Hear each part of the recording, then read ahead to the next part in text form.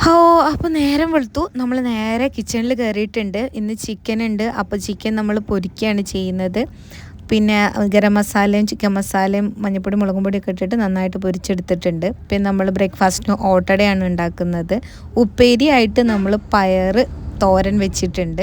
ഇനി നമ്മൾ മത്തൻ കറി വെക്കുകയാണ്. അതിനുള്ള വിസിൽ വന്നിക്കണ്. ഇനി തേങ്ങ ഒക്കെ ക്രഷ് ചെയ്തിട്ട് നന്നായിട്ട് അരച്ച് ഇതിലേക്ക് ചേർത്തിട്ട് കടുക് ഇട്ട് കൊടുക്കുക കേട്ടോ.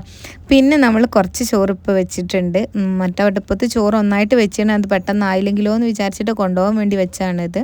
കുട്ടികൾക്ക് പിന്നെ ചോറ് കൊടുത്തയക്കേണ്ട ആവശ്യമില്ല, അവർക്ക് സ്കൂളിൽ നിന്നുണ്ടാവും. പക്ഷേ സൈഡ് ഡിഷായിട്ട് അവർക്ക് എന്തെങ്കിലും ഒന്ന് ഇഷ്ടപ്പെട്ടത് കൊടുത്തയക്കാൻ വേണ്ടിയിട്ട് പറയും. അപ്പോൾ നമ്മൾ കൊടുക്കുന്നുണ്ട്. പിന്നെ സ്നാക്സും കാര്യങ്ങളൊക്കെ ആക്കിയിട്ടുണ്ട്. ഇതാണ് ഏറ്റവും വലിയ ചടങ്ങ്, വിളിച്ചുണർത്തുക എന്നുള്ളത്. എണീച്ച് കിട്ടൂല, അവൻ നേരം വൈകിട്ടാണ് കിടക്കുക, അതാണ് പ്രശ്നം.